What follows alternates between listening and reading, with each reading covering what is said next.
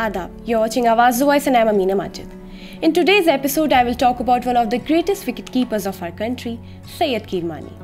In 2016, he was awarded the C.K. Nayadu Lifetime Achievement Award, the highest honour by BCCI. Syed Kirmani, born on December 29, 1949, is of Hyderabadi origin, but was born in Hyderabad. He eventually settled in Bangalore where he played most of his cricket.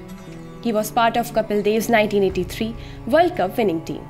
He was India's most successful wicketkeepers in Test before MS Dhoni surpassed him. Gavaskar has written in Idols about Kirmani's love for sleeping. He wrote that if the team was not fielding and he was not batting, he would take naps in the pavilion. Syed Kirmani has served India for 10 glorious years at the international level.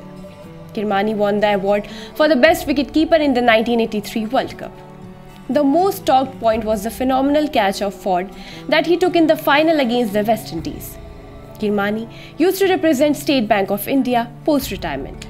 He was appointed there as Public Relations Manager.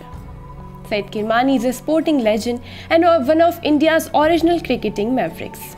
Like any other boy in India, Kirmani started playing cricket in the gullies of his neighborhood, where he was the youngest and was asked to stand behind the stumps.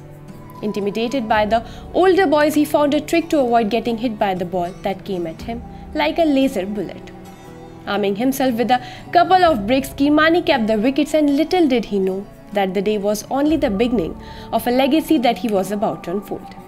A naturally athletic kid, he excelled in sports at his school and was selected as a batsman on the Indian school tour to England in 1967. At 74 years of age, Kirmani continues to inspire younger generations of sportsmen who believe in themselves and hold faith in their abilities to represent their nation at the highest levels.